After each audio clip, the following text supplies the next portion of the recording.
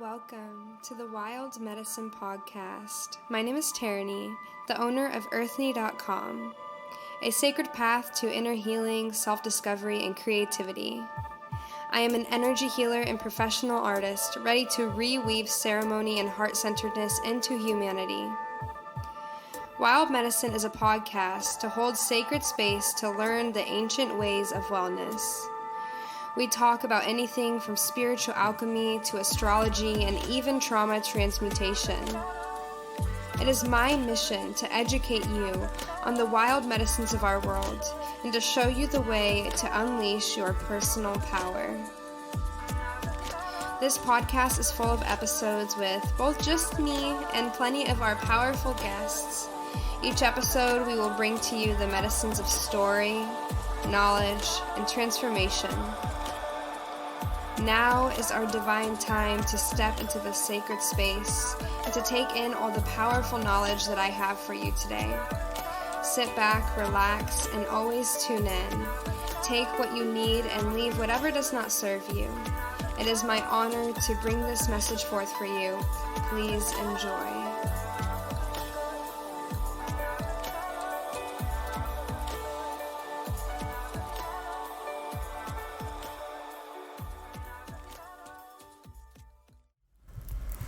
Hello everyone, I hope that you are doing well. This is Tarani.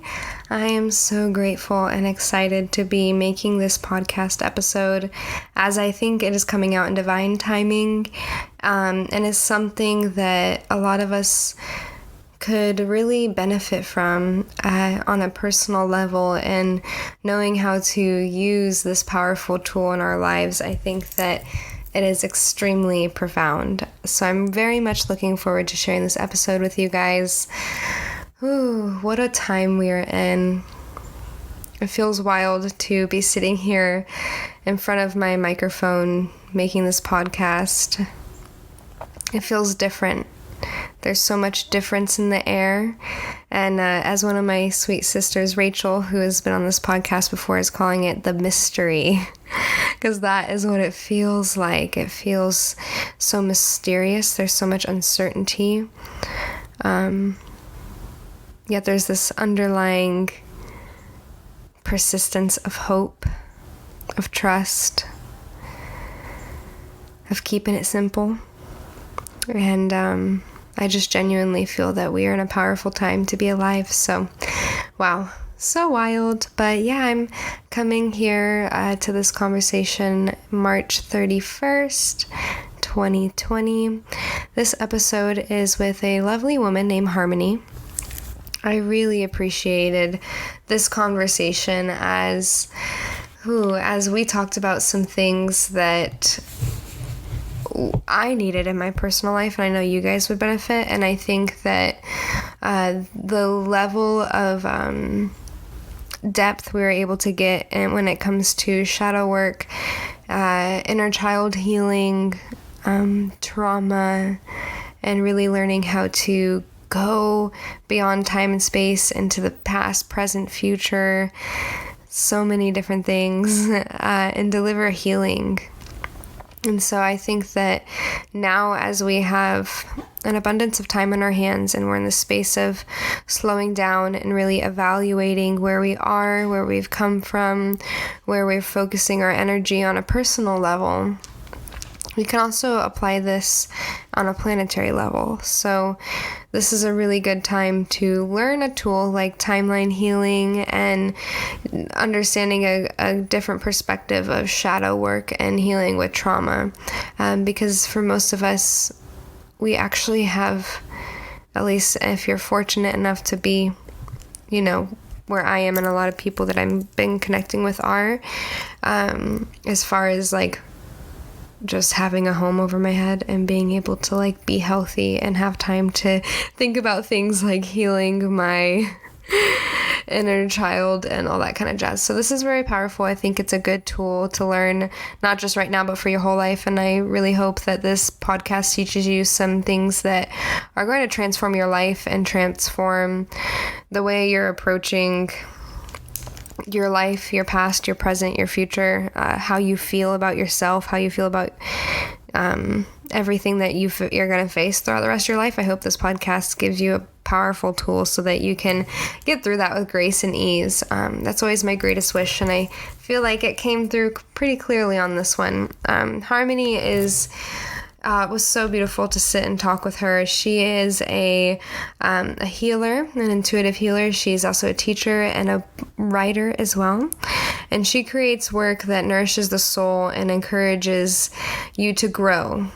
And she wrote this book called Unlovable, and it's broken pieces of songs and memories. And this book is really a powerful tale, a poetic tale of what it's like to go through the darkness, go through the hardship, go through the memories, the uncomfortable, the things that feel unlovable in our life, and how to go through them and acknowledge them and transform them through that process. So it's very beautiful. It's very raw. It's poetry, so that's really beautiful. And so this book is really nice. A lot of the other work she does is very nice, and I'm really feel fortunate to have caught her at a time where we could have this conversation. I'm thankful she reached out to me to be on the podcast. And let me know what you guys think about this episode. If you would like to, please leave a review. It warms my heart so deeply knowing your perception and tokens of peace and inner healing and liberation that you take through this podcast and the things that we talk about on here. Also, if you would like to be on the podcast, please reach out. Let me know if you would like to come on and share your wild medicine. I think that this is a beautiful and profound time to have impactful conversations about things of medicine sorts. So if you would like to come on, please reach out. If you have any recommendations, always send them my way, guys. And so I'm hosting all of my workshops online at the moment, of course, due to all of us staying home in protection and honor of the collective, and trying to, not spread this virus as fast as it has been, and taking our personal responsibility. I, of course, am not doing any in-person workshops or anything at this time, and I'm really taking it as an opportunity to gift some energy to my online world. And if you stay up to date with all my work, you'll see I've been going live lately. I have the Temple of Her online workshops and remote gatherings happening this week on April 1st.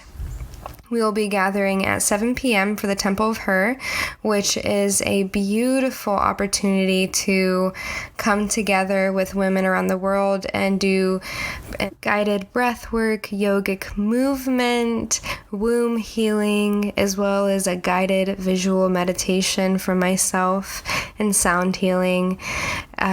It's going to be very powerful. I feel called to do this. This is my practice that I've been doing for my own self-healing when it comes to stoking my inner flame and honoring my femininity and doing deep inner healing. And I feel called to share it with you guys in a group setting and allow us to all do this together in the comfort of our homes, honoring our temple, coming home to our sacred her, our body, sending energy to our womb, giving love to our inner child. All these different things are what we're going to be diving into together and actually doing the work. And so I'm sharing this practice with you guys and hope that you will adopt it into your life, so that it continue to bring you the deep healing that these specific practices deliver. So we're going to also do that. So we're doing that on Wednesday, and then I'm doing another one on Sunday, April 5th at 9:30 a.m. So that one's going to be a morning ritual, and then Wednesday is nightly ritual. Depending on how this week goes, I will probably keep it up. I'll let you guys know in the next episode, or if you keep up with me on Instagram or Facebook or my newsletter, you'll of course stay updated and be fully aware of the next dates that it's happening. But this is something I really have been working on for a long time, so I'm grateful to have the confidence and energy to still put it out there. So I'm looking forward to it. If you want to join, all you got to do is private message me through email, as well as on Instagram or Facebook. I'm sure I'll put it on my website eventually. Right now I'm just going with the flow and offering this. It's going to be held via Zoom. So definitely join if this sounds nice to you, if you would like to spend your time just 1 hour out of your week to come together with women around the world and do some self-love practices that include breath work, yogic movement, energy healing, where you are channeling your own energy for your own healing.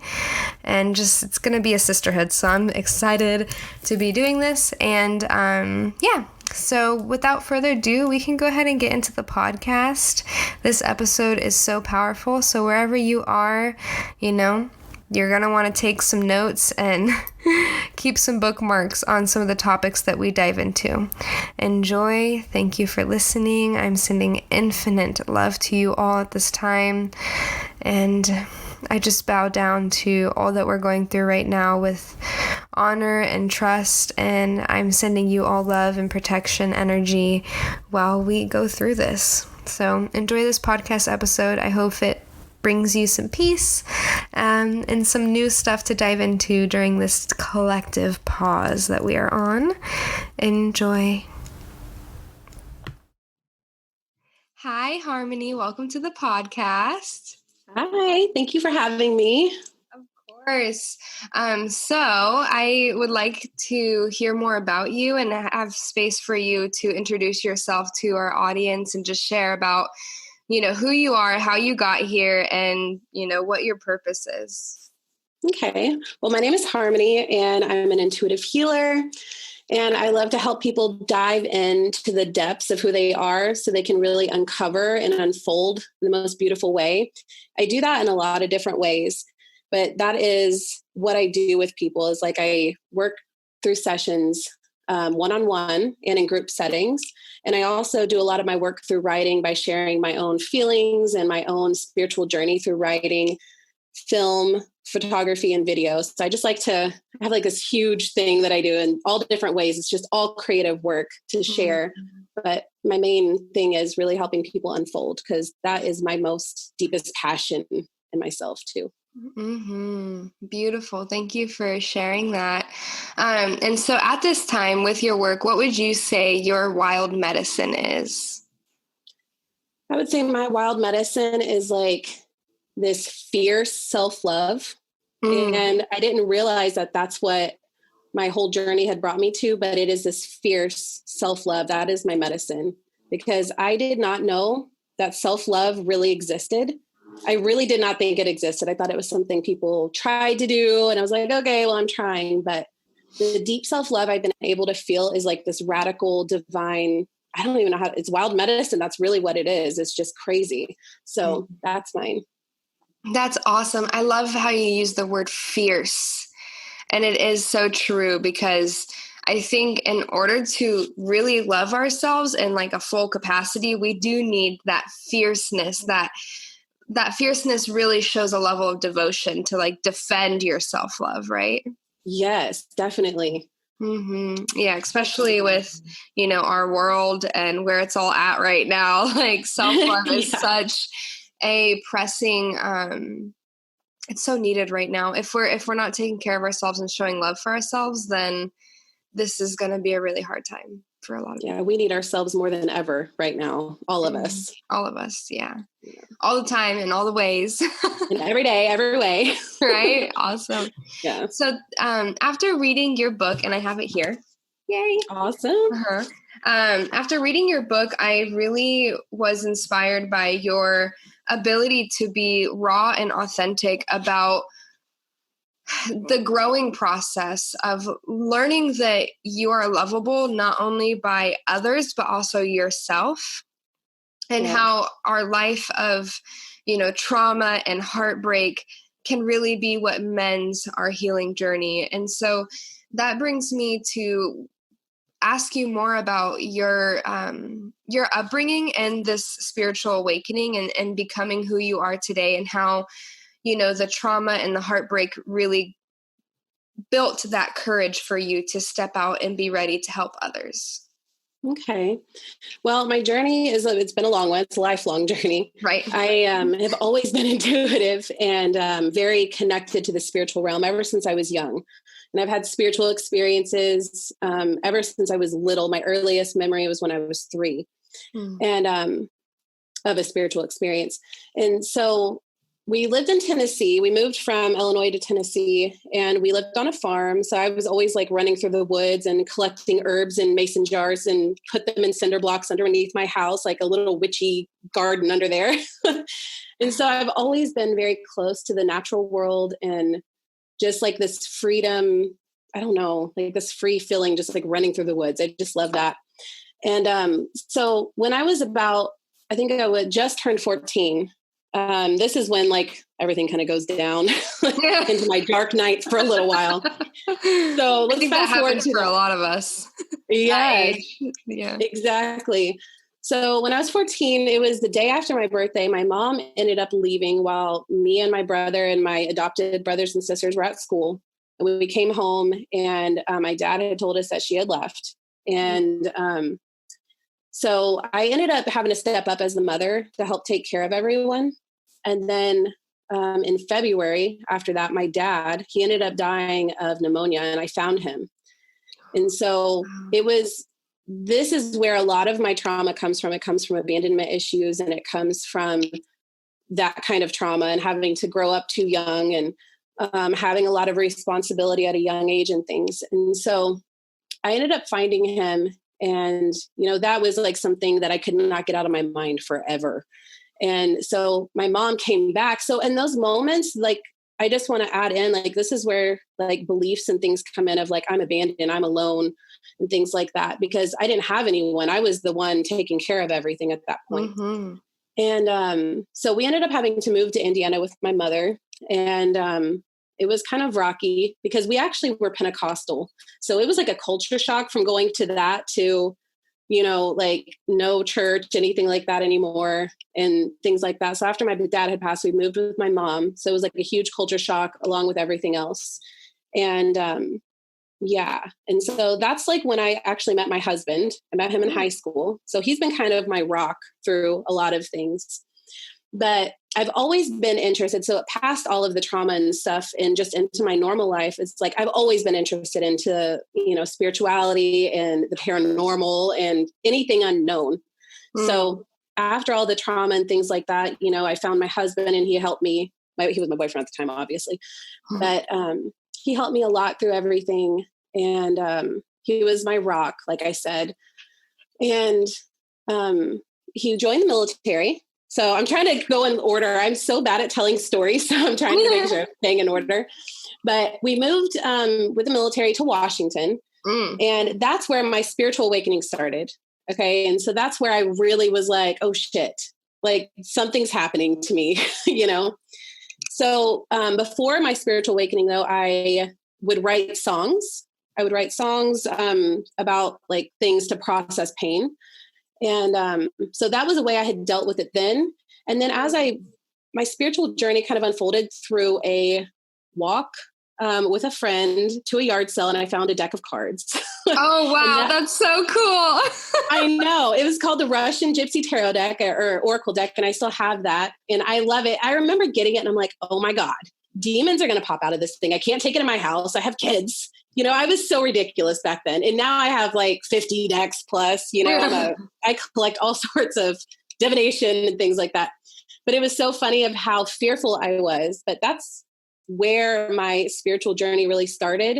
And it just started unfolding there. And I started exploring different paths, witchy, you know, like the witchy path, and started just integrating tons of different things.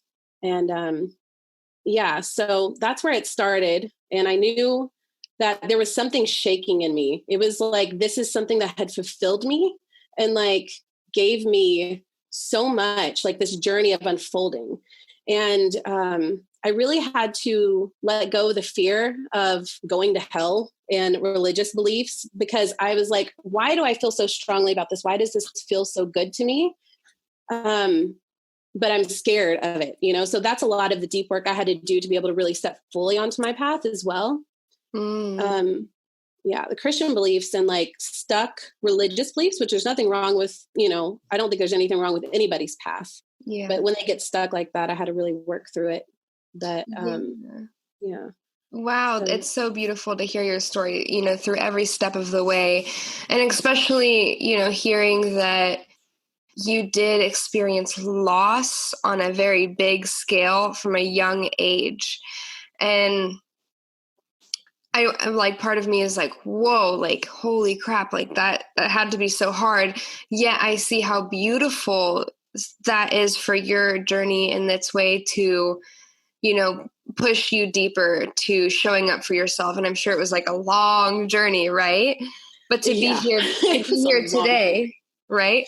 And to be here today doing what you do, it's wild in the way that the universe trains us. People who are supposed to be here to help guide others through their healing and their, liberation from trauma and self-doubt and just all of those things that are really dense, how us people that are here to guide others through those experiences from a very young age, we experience that like just total loss and just deepest trauma where it's like, well, like, like yeah, exactly. It's like, what the heck am I supposed to do with this? I know, right? Yeah. And I can connect with that too, because for my journey, I also around the age of like 13, 14, that's where life started like getting really, really, really hard. And that's actually when I feel like I found myself and my strength. And so I think it's so beautiful that for a lot of healers, whether you're healing with energy or you're healing with plants or you're healing with, decks or however that is, I think a lot of us go through that young period of shadow work. And in that time, we don't really know that that's shadow work. We're just trying to deal with like what we're being handed.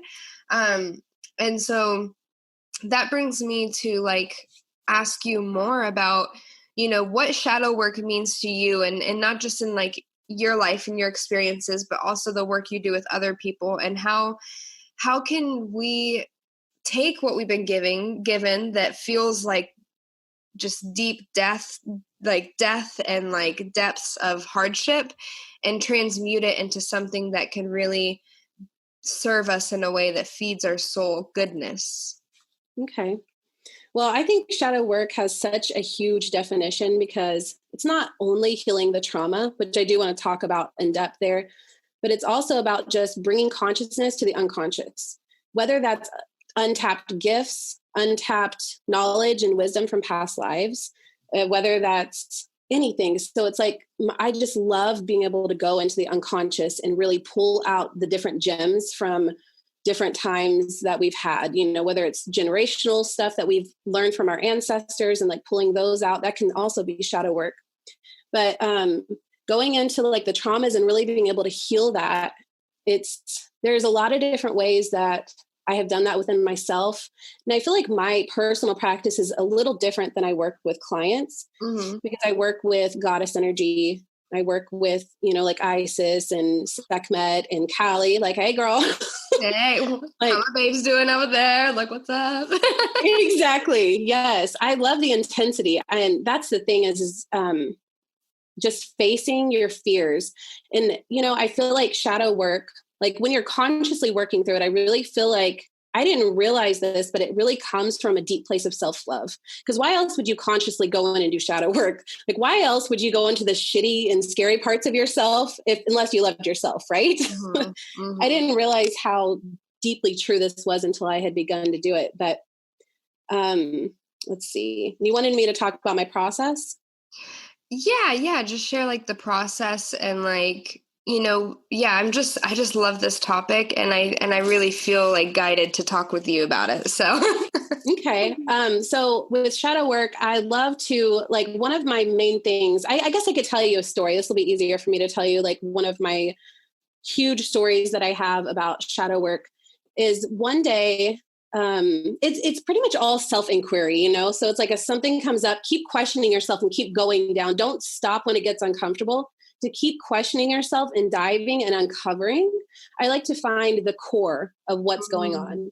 Mm-hmm. So with shadow work, it can show up as like, oh, I'm scared to speak in public. Well, why? And like going down by layer, and you have all the answers within you. That's something a lot of people doubt within themselves, is that they don't have the answers and they look to other people. If you keep questioning yourself and you just learn to trust yourself, you can uncover and just keep going deeper and deeper and deeper within yourself. That's what I do with clients, and that's what I do with myself. And so like when I'm trying to really get to the bottom, because I want to get the root of what is going on, to be able to release it and transform it so I can kind of uncover who I really am without all the crap on top, And so one time, I'll tell you about this one time, I think I was doing, I can't remember exactly what was happening. I just remember the experience after it started. But I was doing some kind of conscious healing work, and this huge emotion welled up in me, and I started crying instantly. And I was like crying really hard. Like I'm talking like a grief cry, like one of those cries where I'm like, what the hell is happening? Like, I don't even know what's happening right now. And so I'm like, what happened? And so it was like 2 minutes, and then it just shut off. And then I started scrolling on Instagram. And I'm like, and then, so I go back and I'm like, wait a second. No. And so I kind of summoned that piece back in me, which is something I learned through working with the goddess Isis, is how to summon pieces. So I'm like, no, I call that back up now. What is this? And it was a piece of myself that had been lost in a memory back from childhood in my old home. And so by calling it up and not just letting it hide away, which is that's what a lot of our shadows like to do. Like our unconscious selves, we like to bottle things away. We don't like to look at them. We want to bottle them away and be like, let's just try to function in society like a normal human. But, when you look at it and you release it, you have so much more freedom to be who you are. So I went in and I went through this like deep, deep visualization with my inner self. And I was standing in the yard of my childhood home where I had lost my father. And I was standing there and everything was like mucky looking, it was like foggy and gray. And I saw myself standing there, and I came up to myself. And as soon as I got really close to myself, she like transformed into like this creepy ass demon. And she was like trying to scare me away pretty much. And so I stood there though, knowing that I'm trying to heal this and see what this really is. And I know there's something deeper, and I'm like, no. So like, she's creeping, it's like something off of a scary movie. It's like, she's trying to get me to just back the hell away, leave it alone, don't touch it. But I'm like, no. And I looked her in the eyes, and her creepy little eyes with that mask on. I'm like, I love you. And I'm not leaving. And I just stood there, and I just held compassion and love. And I just kept staring at her. And then the mask went away, and she like morphed into a little girl. And she was standing here in this area where there's nothing there. It was just like, it's almost like a ghost town. And she was a little girl.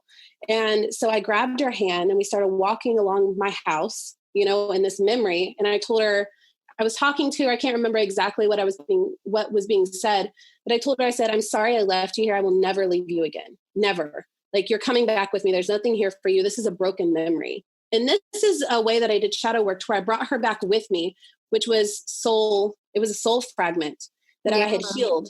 And a lot of them are fears, like a lot of our beautiful pieces of ourself are hidden behind our deepest fears. Something that you're afraid of. Like, are you scared of the dark? Like when you're a child, or scared of like creepy stuff, like lurking. Those things are just masks hiding your true self underneath a lot of the time. And so that's like one way that I do shadow work. And I love doing inner child healing like that, because I just feel like it's so powerful. But there's so many different ways, but that's one of the deepest. Oh God, there's just something so beautiful about doing inner child work, because it just, oh my gosh, that is like such true self-love, like going back to the times and offering exactly what you need at the time instead of needing it from somebody else. Like, I needed love from my dad. I needed a parent, or I needed an adult around me who could handle the situation that I went through when I was young. So when I go back to those situations, I am there for myself. I make myself bigger. I turn into like a beam of light, and I'm like, pretty much, hey girl, I got you. I'm here. I'm sending you love. I'm sending you support. What do you need right now? How can I support you? How can I love you? And it's not just some like, oh, that's a cool visualization. Your life changes. You feel more supported when you come out of that healing, and you feel so much more grounded in who you really are. And so that's how I've really worked with shadow work with myself in a lot of different ways like that. That's so powerful. And there's a lot of pieces that really took my breath away while you were sharing that process and your experience. And one of them is, that moment when like you're bawling, crying, you're like expressing, releasing, like going through this whole thing. And then you stop and you just go back to, especially scrolling on Instagram. Because I feel like a lot of people that are listening to this podcast, and even myself included, relate with that, where we feel this grief, we feel this pain, we feel this hardship. And then like it just shifts like instantaneously. It's like, okay, well, there that is. Now I'm just going to go do this thing. And it's like we subconsciously distract ourselves because our inner child is scared. And so our adult mind is scared to even go there and take it deeper and really hold space for ourselves. Yes. So like kudos to you for in that moment catching yourself, And I think that it really just takes like catching yourself. Like when you feel something and then you decide to turn a blind eye or just get to like, well, I can't deal with that right now because like I don't got time for that, which I think is something that subconsciously a lot of people go through, where it's like, I know there's some deep shit I need to go do in my soul, but I don't have time for it, And you know what that's like? That is exactly the same exact thing for ourselves as we had a child crying. They're hurt and they're in pain. And you're just like, I'm going to pretend like you're not even existing right now. And I'm going to walk away. What the hell are you doing to that child? That child is going to feel abandoned. That's what you do to yourself every single time you ignore a feeling. And it doesn't have to, it's just like parenting. You have to parent yourself. You have to love yourself in that way. And that's what I love about, it lights me up just talking about it. It's so beautiful because being able to be that parent, like you have time for your kids, like if you have kids, those who are parents can relate, obviously, or pets, you have time for that. You make time. That's the same thing with like this kind of work, is making time to always being conscious and always being really in tune with what is going on, Yeah, no, totally. And I love that you brought it back to that, because that's so true. Like you have time for X, Y, and Z. So make time for this because it's going to make you a million times stronger and more comfortable in your life. When we avoid our shadow work, it creates discomfort that radiates in every single aspect. But when we come to it and we handle it and we do that work that we're really longing for in isolation without the distractions, that is when grace and ease can really settle into your life. Yes, I definitely, yes. Yeah. Yes. Mm-hmm. And especially when it comes to the inner child. And I feel like for me right now, I'm really learning a lot about my inner child and doing healing work with my inner child, especially with this past new moon. So I love that like we're talking about this now, because that was like one of my intentions for this past new moon, was really taking time to be with my inner child and deliver the healing that is needed there. And I just think that for a lot of people, they're not even sure of like what their inner child is. Yeah. And I think it's because it is multidimensional, right? Definitely. And it exists within our memories and it exists within our childhood fears. And so a lot of like, say for instance, like your experience when you journeyed back to that house, like, of course, like that setting, that scene was not a real memory that like literally happened like physically in your time space, but in your subconscious, that memory did happen. And so you had to go back there and retrieve your inner child. You had to do that soul retrieval to go and retrieve it and be brave enough to look that darkness that was present in the eyes and say, hey, you don't have to do that anymore. You're safe. Exactly. You're safe to come back to love. You're safe to come back to softness. You're safe to be a child again. Exactly. Yeah. And that's what's so sad about it, is that these pieces of ourselves has been so ignored for so long that they have to put on this scary mask to protect themselves. It's really, it just makes me want to cry thinking about it, that those pieces of ourselves do that, you know? Mm-hmm. Yeah. Yeah. One of the biggest healings I have ever had was, I had hosted, I host like cacao ceremonies and just little healing circles in my town. And the biggest healing I ever had was after one of those, after I had cleaned up and everything. I had a few friends that, we were lingering, just like chatting, enjoying the energy. And I opened up to one of my friends who has also been on the podcast, Natalie Torres, about an experience I had where I was deeply hurt by someone. And she just like looked at me and she was like, just like, slow down, sit down, and take a moment and like bring your hands to your body and say, I am so sorry that happened to you. I am so sorry that happened to you. And she, instead of her saying that to me, she had me say that to myself. And that was the biggest healing I have ever had. And we sat there for, I don't even know how long, but it was a significant amount of time.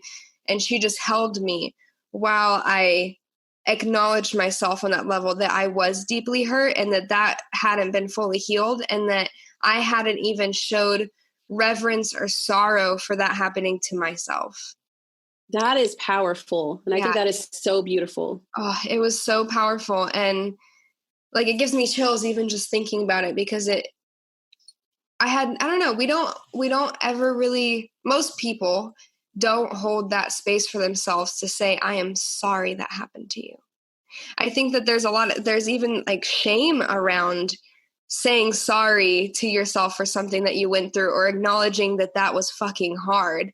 We have a lot of shame around that. And so to have a sister sit there and like be like, hey, there's no shame here. Like, you need to like be with yourself right now. And like, I'm here with you while you're being there with yourself. It was so beautiful.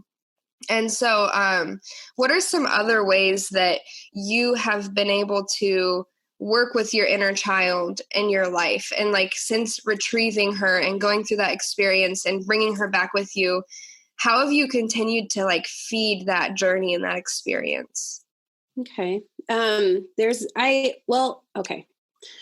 So I see inner child healing in different ways as well. So it's like timeline healing as well. So like, if last week I had a hard time, I will classify this under inner child healing, but really it's just, I call it timeline healing. So I'll go back to myself last week and do the same exact thing, and just give her love. What do you need right now? Like, okay, obviously you're having a really shitty week, so I'm going to be here and I'm going to give you the support. And then also when I'm feeling really empowered and really, really good, I will go to my future self and I will send her love, because I know that there's going to be times when I feel like crap in the future. I know there's going to be times where I feel disempowered. So I go to my future self and send love. And that's a way that I feel supported in the future, in the past, and in the present, all of the time. Because I'll do this with my journals as well. As I'll write myself love letters to my future self for days where I feel like shit. And I will go into the past and send love. And so it's like, no matter where I'm at, I feel like so grounded and protected by myself, because I'm always here giving myself support and love. And just like what you just said, which your story was so freaking touching, like, oh my gosh, I don't know, that was just really powerful. But that's the kind of stuff that you do in timeline healing and, these kinds of things that really nourishes like all aspects of yourself. So, and it's not like you have to go digging for like, okay, let me go dig up all of my traumas of all of my past, of everything that's ever happened and do this. Like, don't do that. Okay. You will you'll be worn the hell out. Okay. Yeah. That's how that's like intense. You don't have to do that. Exactly. But little by little. Okay. Exactly. But if you have a fear come up, or if you have some emotion that you feel resistance with, or you feel like there's a wall in front of you, explore that and see where that takes you. And see if there is something that you need to go adjust from the past, or, it may not even be in this life. It may also be from past lives. You may see a scene or feel a scene, because I know a lot of people aren't as visual. You may feel something too. I just want to go ahead and say that if you're doing inner child work on yourself, you don't always have to see stuff, because some people feel like that their intuition is like broken if they can't see. and I'm just a very there's so many different types of, the clairs, and like being a psychic, it's not just seeing, it's feeling, it's hearing, there's so many different levels of gathering that. So thank you for saying that. Mm-hmm. Yes. And yeah, so if you feel, you can go back and just feel. I have some clients who cannot see worth it. They just can't. Okay. They're just like, I don't know what you're saying. And I'm like, just feel it. Just, even if you were to sit here and imagine that you could feel this heart beam of love, like beaming into your 10-year-old self or whatever, it's your intention. It's your intention that gives everything power. It's your motives. It's where it's coming from. And so I say that inner child healing is so friggin' powerful, and it's so multidimensional, like you said before. And it can go from the past, it can go generational. Mm-hmm. I've even done inner child work with my mother, because I actually I had some stuff that I needed to heal with her. And so by me going back and, loving her inner child helped me heal my relationship with my own mother. Mm-hmm. So it's like by going back and seeing what she's been through, it was powerful, because it's like I can kind of break through some of the barriers that I had with her. So inner child healing can go always. It's so, and it's not the only thing I do, but like, that's such a huge, powerful way, to really tap into that. Yeah. And it makes you more like, especially taking it into the relationships in your life. I can imagine how that would enrich your connections so much more, because it allows these barriers and these assumptions and judgments to just drop, so that you can see people on a level that's like, hey, we all have something that's going on beyond our eyes, right? Exactly. And you never know what that is. And sometimes you do know what that is. And when you take time to like consciously see somebody on that level intuitively, it enriches your experience with that person. You can actually be such a better person for them in their life, because it's like, hey, like, I feel you, I see you, I'm here with you through that work, especially with our parents. Exactly. It just really brings you into a state of unconditional love, which I think is so powerful.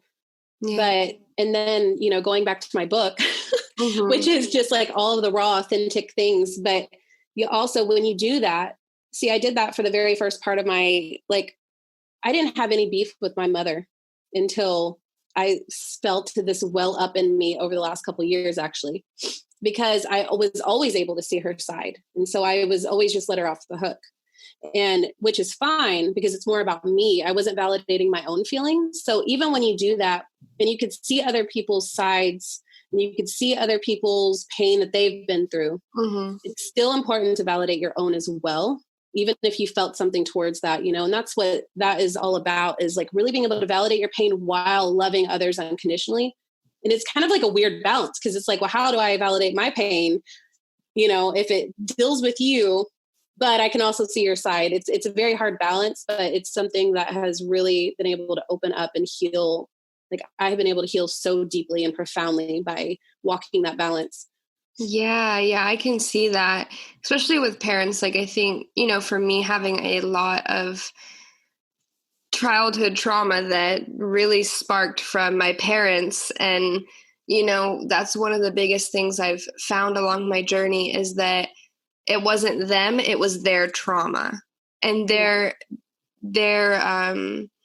weren't given the right coping mechanisms to actually deal with their trauma or heal it or see themselves on that level. So exactly. It just became running away or, inflicting it on others so that they didn't have to feel it all, right? It's that generational pass down. And I think a lot of people relate with that when it comes to healing with our parents. And I think it's more present, like, as an adult. That's when you're like, oh, okay, I do have healing to do with my parents. Because when you're young, like you said, you see your parents for, what it is. You empathize with them. You understand that, like, hey, like, this happened, that's okay. But then when you're an adult, that's when, like, the resentment starts, like, kind of building up and bubbling up. And it's like, okay, wait, we got to deal with this. Exactly. I had a banshee scream with my mother, but it was okay. Right. Sometimes, and I think a lot of people, when you're talking about like this kind of work, I don't think people talk about like how deep and like what it really looks like. because sometimes it just really just freaking sucks. You know, sometimes it's fetal position, crying in your bed for 3 hours. Sometimes it's, having a banshee scream, even though that's not always conscious, Yeah. Right. you know, but sometimes you've got to be heard.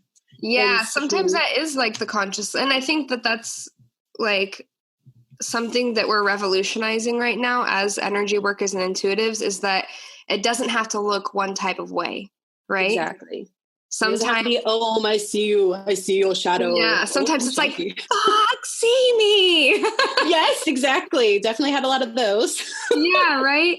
And that's okay. Yes, it is. It's very okay. Yeah. As long as it's not destructive. Like you can have like you said, like a banshee scream without it being destructive. Right. Exactly. Yes. And be conscious at the same time. Be conscious, even like, because I know like when anger wells up or resentment wells up or grief wells up, it can want to take over. Like I think anybody can relate with when you get really freaking pissed off, you just don't think straight. But that's what conscious work is for, to keep you conscious even in those states and try to stay and maintain control and have a purpose. Yeah. Why are you saying this? Is this just the way it needs to be expressed, you know? Yeah, totally. And so what is coming to me and my curiosity is about, trauma and in your client work and in, even your experience of writing your book, how trauma has transformed for you. So, oh my gosh, it has transformed so much. It was every single memory before, like every memory I had of childhood, I would just almost like knock it off because it was so painful. Like even the good memories were painful because I couldn't have it, you know? So it was like I was in this constant feeling of, I don't know how to, I would feel like I was ripped away from my life and like thrown into this new one. So like how that's carried on even into my adulthood is like, I've always felt like the newbie, like the new girl or the one who doesn't always fit in because I was ripped away from home, you know? And so like by healing all of this deep stuff, I don't feel like that anymore. I feel like really home in myself and I feel at home wherever I go. I don't feel like I'm not as attached to things as I used to be. I would be attached to like stuff I had from Tennessee because it reminded me of who I was. But it really helped me step out of the past and into the present to really be aware of who I am. And I know with the trauma of everything, by really going back, because those were traumatic times, just like I'm sure everybody has had some really crazy traumatic times. Like I've heard some of yours on previous podcasts that you've talked about, I believe. And it's like in those moments, in those really traumatic moments, by going back and really giving yourself what you need, it really helps transform that. Instead of it being like a haunted memory, it's more of like, okay, I feel like I was supported and I can move on. It really just, it allows the grief cycle to not just keep going on loop, because that's what happens to a lot of people who's dealt with trauma is like, it was on a loop cycle for me. It was like, I would have my ups and downs consistently for years and years and years until I really went back and I went through those loops and I was able to heal them and send it love through all these different ways to really dive into what was going on, to dive into how I was really feeling and allow myself to feel what I was feeling without saying, well, somebody else has it worse. So, maybe I should just chill the fuck out. It was like, I really need to just be okay with how I felt and just validate it completely. And that's helped me be able to look back on my life and smile for once, look back at the good memories of me, like running through the creek and playing in a barn and, having all these farm animals instead of like craving that and missing that so much and feeling like that was something that was ripped away. Now I can look at it and smile and I can really just kind of like let go of the longing for it and just be thankful for it. And that's what happens with my clients as well, is when we go back to heal like childhood trauma, or like most of the time it's parental stuff. Like almost everybody has parental problems, like with somebody not feeling heard or not feeling loved. And so like when we do that work, it's like everything just neutralizes. It's not like you have this resentment cord attached to your mother, your father, your grandparents, or whoever, but it softens and they're able to pull their energy back and give themselves what they need instead of needing their parents to keep giving them what they think they need. Yeah. Yeah. It's so powerful. And like, even just like hearing this, I'm just feeling a lot of sympathy for the masculine too, because I think as like the feminine, like the women of the world, like we're really being carried through this process. But I'm thinking about some of the men in my life and being like, wow, like you really, like we really need, I need to like help you get there, you know? Yeah. Because I think when I think of like men and like toxic masculinity, like I feel like this timeline healing would really deliver a lot of like clarity there and like releasing these like patterns that are happening within the masculine energies of our world. Yes, definitely. And one of the things that I love to do is with the timeline healing, I go back to now, I mean, this is going to take you however long it takes you. I'm really intense. I like to do this kind of stuff in like a day, Mm-hmm. but take as long as you want. But sorry, I'm so sniffly, by the way. That's Got okay. some allergies happening. Right? Me too, girl. Yeah. But going back to the time you were born and trying to visualize or feel out the time you were born and you holding yourself and blessing yourself and be like, you are amazing. You are meant for great things. You're going to be so awesome. You are so protected and loved. You're supported, and tell yourself everything that you wish you always knew. And so I do that. I did that from the second I was born, to be there and bless myself and kind of reshift the energy. And so you're not picking up all of this stuff, you're not still holding stuff that your parents were feeling at that time. And then going throughout the timeline from then to now. So like every year, and just kind of sending love and going to like 1-year-old, let's go to 5-year-old, and then keep going on. That's a way that I love to just enchant my timeline.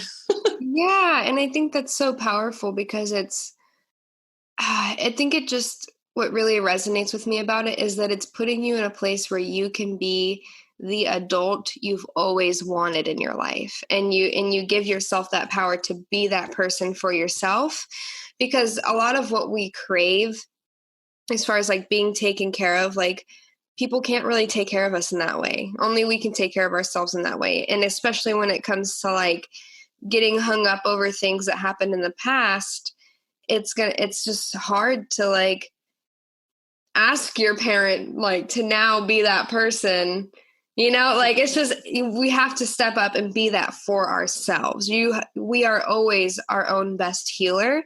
And when you give yourself permission to be that healer and do this work and go into those memories and speak to yourself with love and compassion and tell yourself that you are worthy, that you're not abandoned anymore, and that you're here to take care of yourself, it empowers you in a way that nothing else can. Yes, yes. And one thing I wanted to mention with that is that a lot of the times when you're beginning this journey, you're not going to want to, you're going to be like, that's not enough. That's stupid. I need somebody else to validate me. And you're going to want to just push your own stuff away because it's not enough at the time.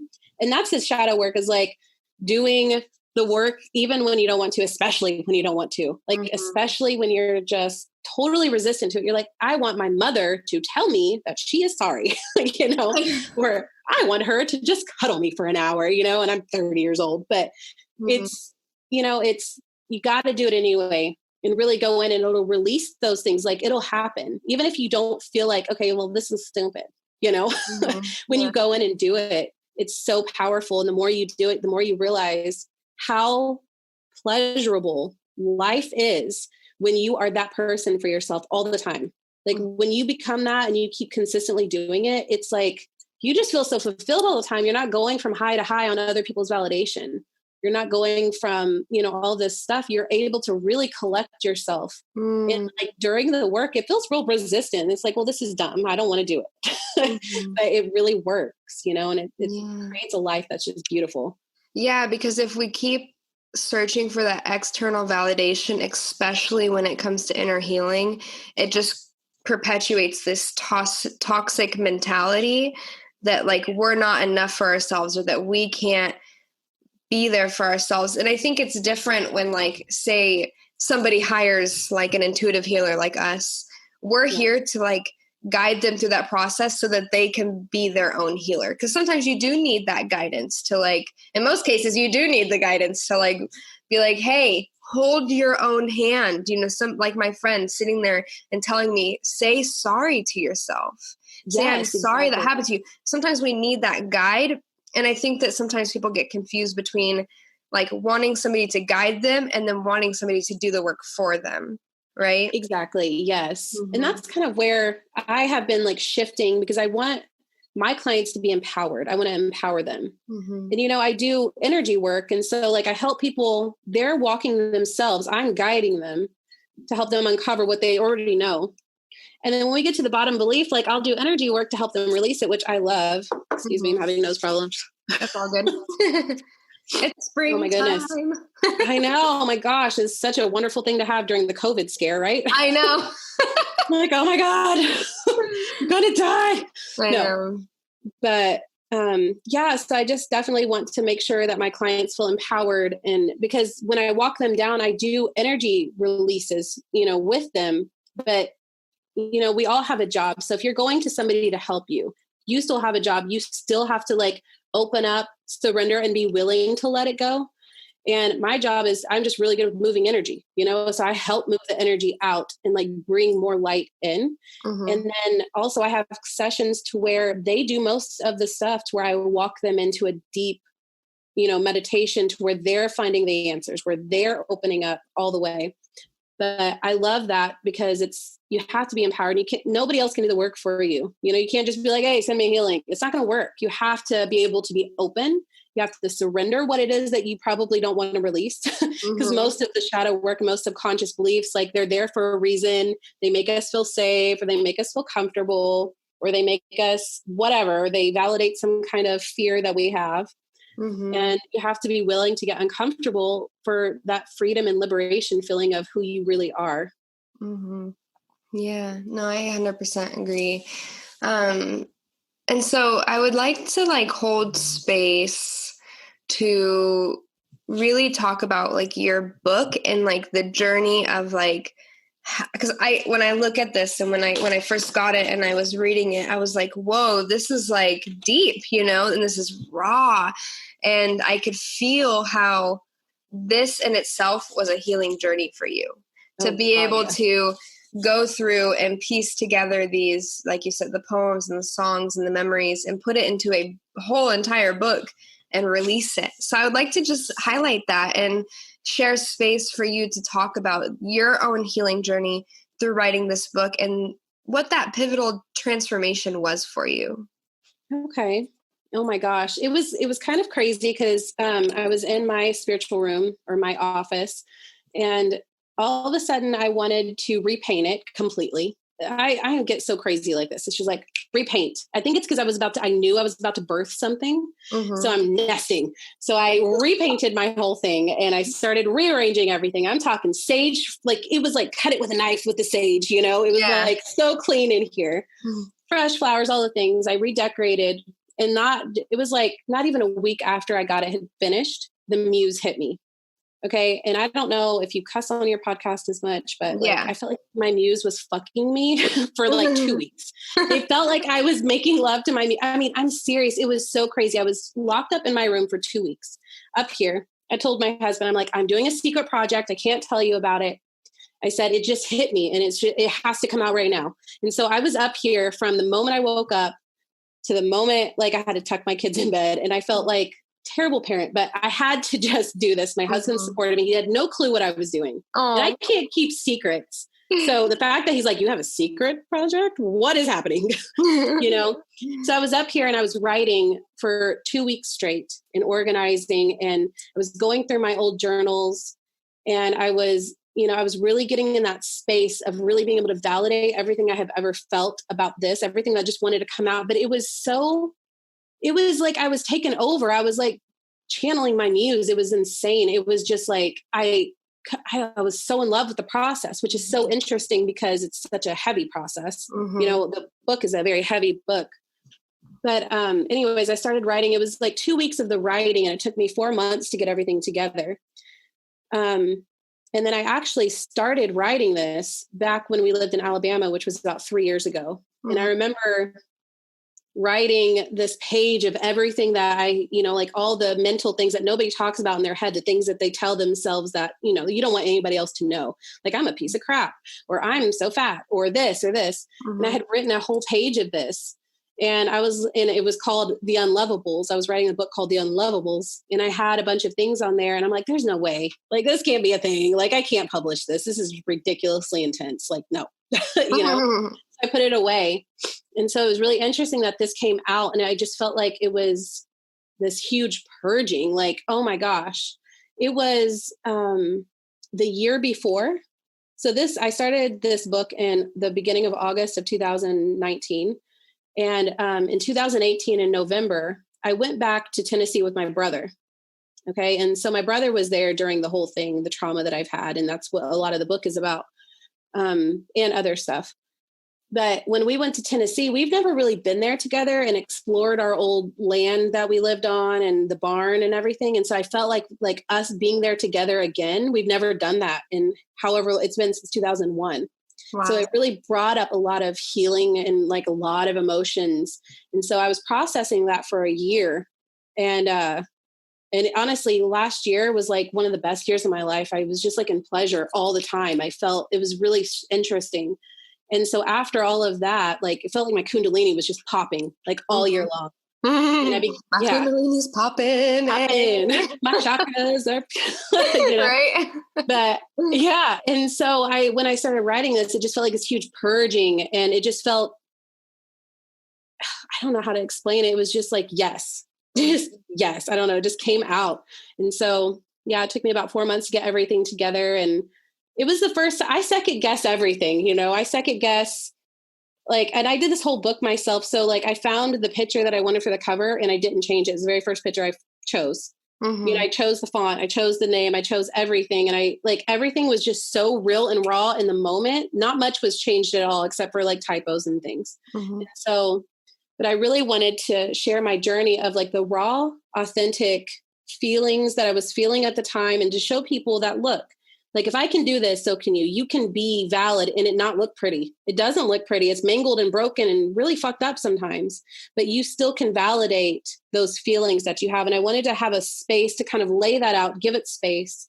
That's why I have it in poem form. So it's like, a little poem on a huge white piece of paper. It just gives it space. And I feel like it's a shadow transmission, so as you're reading it, it's bringing up your shadows as well. And through the thing, like the first chapter is the darkness. And so it goes into like the really dark things. And then it goes into unheard screams and like the things that you tell yourself in your head. And then it goes into songs, like pieces of songs that I had written. And that's how I used to deal with my pain. Like I would write them in song form. And so I wanted to share these pieces of songs. And so it kind of goes into the healing journey, and then it goes into the light of how like things have changed. And so it's like this journey of how I like was in the shadows, like lost is crazy. I mean, just the craziest amount of loss you could be, feeling empty, and like going in and being able to come out into the light. I wanted to really put that transmission into something that other people can touch and hopefully be able to receive. So beautifully done too. Thank you. Yeah. Thank you so much for putting that work out there. And thank you for sharing that. Because I think it's so funny how you're like, it just came, like I just had to do it. And thank God your husband was like all for just like allowing you to have that space for yourself. What a blessing. Exactly. I think it just worked out divinely perfect the way it was supposed to. Yeah.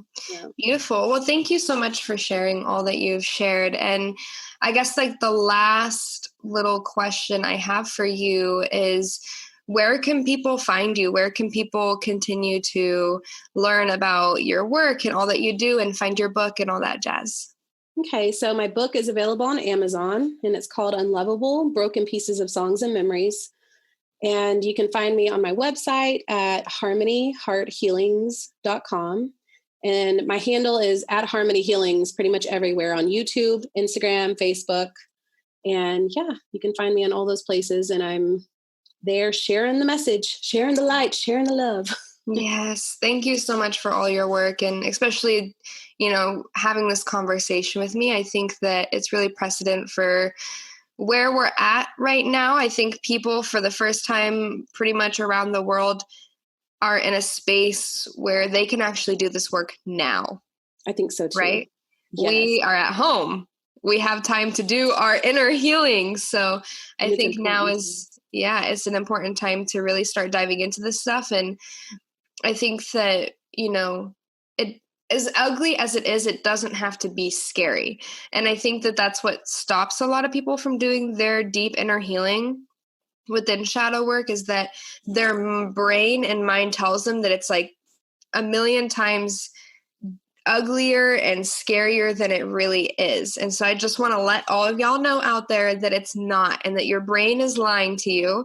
And all you have to do, all you have to do is sit down, take some deep breaths, and go in one memory at a time and bring your adult light and love to your inner child, and do that soul retrieval, do that nourishment. And it's not scary. It's not so ugly that it's going to break you, right? Exactly. If you go in with that intention, then that might happen, right? Exactly. Stepping out of your shadow self when you do shadow work is important. Be conscious when you go in. That's what helps you be brave and courageous and not feel all the fear. Yeah, you just gotta, and create like a supported environment for yourself. I think that's one thing for me that really helps me is like, coming into my office and like creating a comfortable space for myself, lighting a candle, having some flowers, having some calm music on, and then going into my work so that my like adult self feels safe and supported, because I know I'm here in this comfortable environment while I'm going into this uncomfortable space within me, right? Yes, exactly. It's all about how you approach it. And so I think that this podcast episode has really like gifted people a new perspective on ways that they can approach their own inner healing and time. And when it really comes to timeline healing with the shadow work, because I think that's like one of the biggest takeaways I've taken from our conversation is just realizing that like you can do timeline healing, and it doesn't have to be like one by one. It can be like today, it can be like I'm healing like last week, and then tomorrow I can heal like when I was 4 years old, or, like you can jump around and allow it to be an intuitively guided process, because time is not linear. It's always looping. Exactly. Especially when we get triggered, Yes, exactly. And I want to just say one more thing is it doesn't have to be like an hour process. Definitely can be. Some of it will be, but it could be when you're sitting with your friends and you have some kind of weird judgment come up and you're like, okay, like, let me just think consciously about this while I'm having a conversation. And I'm just going to send love to that part of myself that is remembering something that happened to me when I was younger, So it can happen all the time when you're conscious like that, just sending love and like being able to be consciously aware, where is this stemming from? Yeah. You can do that while you're doing other things too, which is kind of cool to know. Yeah. Yeah. I love that you added that in there. And it just goes to show that really your healing journey is what you make of it. Yes. And I think we can both agree that like we're at a point in our lives where like this is like it weaves in and out of every little aspect and every little moment. And I think the deepest depths of like seeing the inner work like pay off is when you catch yourself in little moments like that, and you're able to still be present with that person or that situation while also sitting your self-love and doing the clearing work to release the judgments, release the triggers, release the attachments, so that you can like be the best friend to that person and be the best coworker, be the best mother, be the best muse for yourself, whatever that is. When you go and you do that work, it just transforms your ability to really just be there. Exactly. And I freaking love it. It's so powerful. I don't understand how, I don't know, just do this work. It feels so good. Yes, just do it. Just do it. I love it. Well, thank you so much for coming on here and, sharing your message and providing this token of wisdom. It's deeply appreciated. Well, I appreciate you too for having me and be able to hold this space for me to be able to share. So I really, really appreciate it. I'm so happy to connect. Of course. It's my greatest pleasure to really deliver messages like this to people, because I think that we've been so misguided, especially when it comes to like healing our own darkness. We've become so misguided to like think that it is this like big, bad, scary thing, but really it's not. And so I appreciate, the universe for gathering us together to bring this through. So what a blessing. Hey, thank you. Well, enjoy your day. And thank you so, so much. You too. Thank you. Have a good night. You too. Bye-bye. Bye. Medicine family, I hope you enjoyed this episode, as I think it brought a lot of clarity as to how we can really go within, heal our inner child, our traumas, our past, our present, and our future. So I invite you to invite this in your life and question how you can apply it. I think it would be really powerful to send energy healing to your future self. Anybody can do it. All you got to do is use the power of your mind and visualization. And wherever your energy goes, that is what is going to flow into your life. So sending your energy there gives it the first seed of life. So send energy to your future self, send energy to your past self, send energy to your ancestors. You have the power to do timeline healing. If you like this episode, I invite you to follow us on Instagram at Wild Medicine Podcast, as well as my work on earthly.com. I also have a spiritual blog. I make herbal botanical products that are so amazing and just delicious. I'm an artist, I'm an intuitive energy healer, I host workshops, I do lots of work, so you can always find it on earthly.com, and I hope that you'll give our podcast a review, as this just completely makes my day, and 100% helps us get the podcast in front of new people, and deliver new guests for you guys. Thank you so much for tuning in to the Wild Medicine Podcast. Infinite peace and love to your way. Sat Nam, folks.